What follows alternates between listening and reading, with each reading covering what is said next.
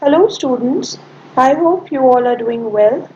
In the previous video, we started up with the fourth lesson in history, that was India in the 18th century, and we completed part A of the lesson.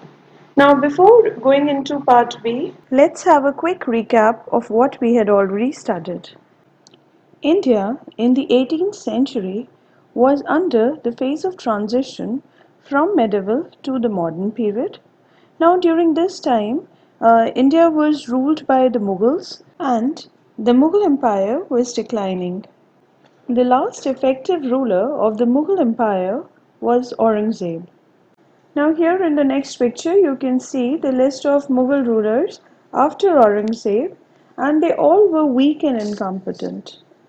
We studied about the various causes which led to the decline of the Mughal Empire.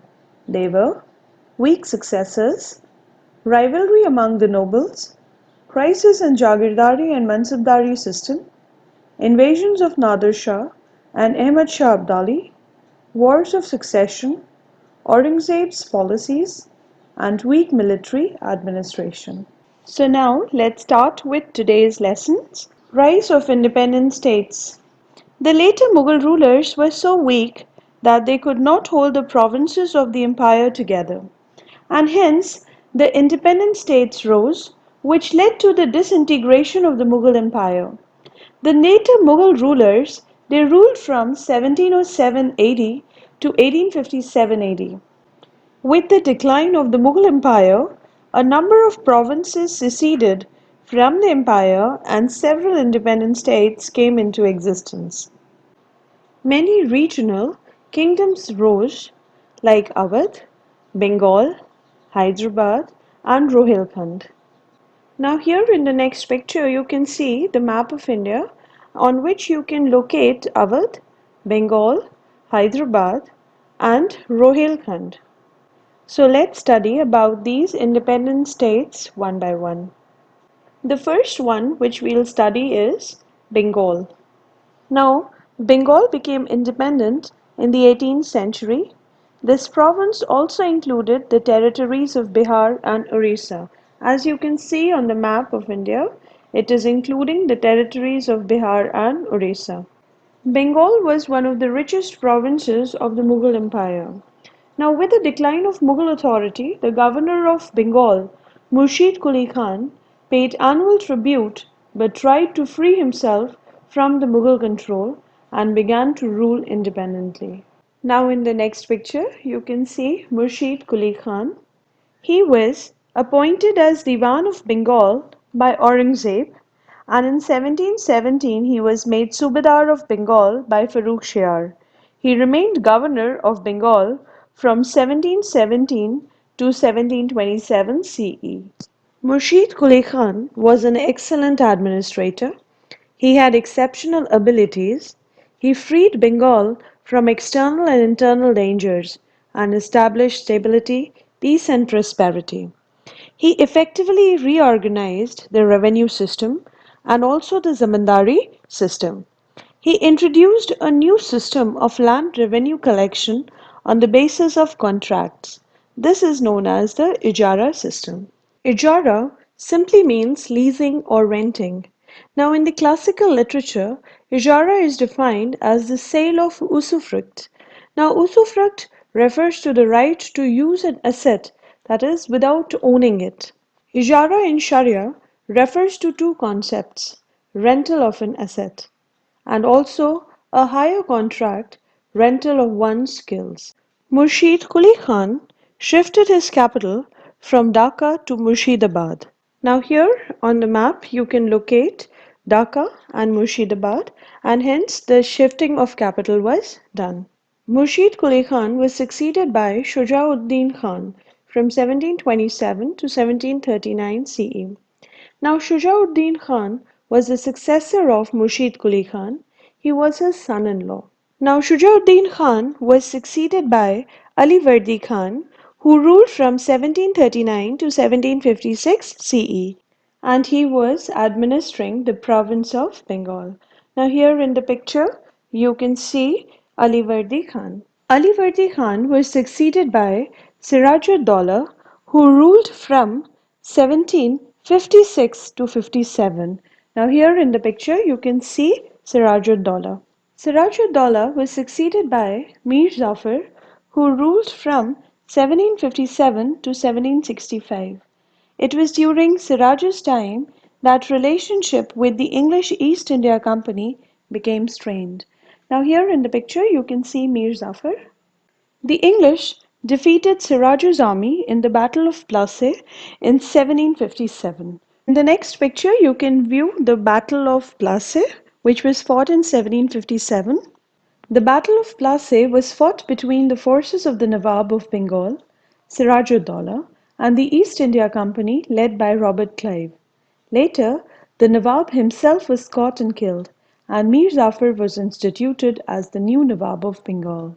The next picture is of Robert Clive, who led East India Company in the Battle of Plassey against Siraj-ud-Daulah. From then onwards, the East India Company functioned as kingmakers in the Bengal politics. And finally, the English established their full sway in 1765 when Robert Clive set up the dual government in Bengal. Now we'll see what does dual system of government means. By 1765, the English East India Company became the real master of Bengal, and the Nawab of Bengal totally depended upon British for both internal and external security. The dual system of government in Bengal was introduced by Robert Clive in 1765. Under this system, the administration of Bengal was divided into two parts, Diwani and Nizamat. Diwani means right to collect revenue and was given to the company, that is the East India Company, and Nizamat means administrative rights which were given to the Nawab. Diwani rights was the revenue license issued to British, and according to this right, British collected the revenue over Bengal, Bihar and Orissa regions. They also had the right to increase the taxes on their wish.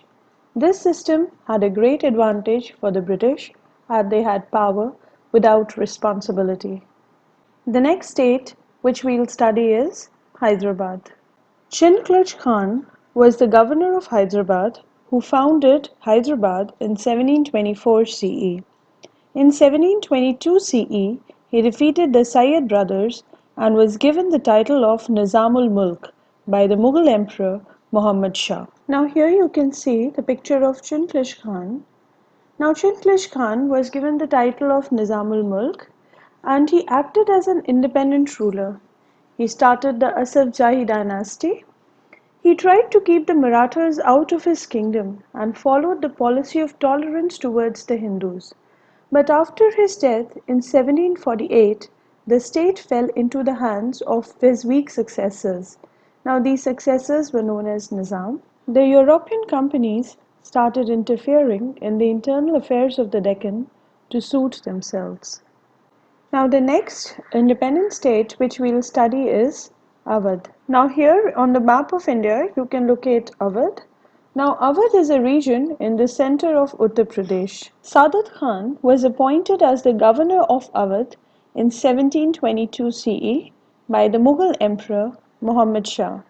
Now here in the picture you can see Sadat Khan. Sadat Khan suppressed the rebellious zamindars and reformed the revenue system. He tried to establish peace in the state. After his death in 1739, he was succeeded by his son-in-law, Safdar Jung. Now in the picture you can see Safdar Jung. Now Safdar Jung founded an independent dynasty in Awadh. Now the next picture is of Safdar Jung's tomb, and his son Shuja-ud-Daulah gave peace and prosperity to Awadh. Now in the next picture you can see Shuja-ud-Daulah. Lucknow was the capital city and the Lucknowi culture developed here. The next state which we'll study about is Rohilkhand. Now here on the map you can locate Rohilkhand. Rohilkhand is a region in the northwestern part of the Uttar Pradesh state of India. It is centered around Bareilly and Muradabad divisions. Rohilkhand is named after the Rohilla tribe. Taking advantage of the confusion caused by Nader Shah's invasions, their leader, Ali Muhammad Khan established his control over Rohilkhand. The next picture is of Ali Muhammad Khan. They fought constant battles with Delhi, Awadh, the Jats, and the Marathas. With this, we come to an end of the second part of our lesson. I hope you all have understood it well. The remaining portion we'll complete it in the next video. Till then, stay safe, stay healthy, and have a good day. Thank you.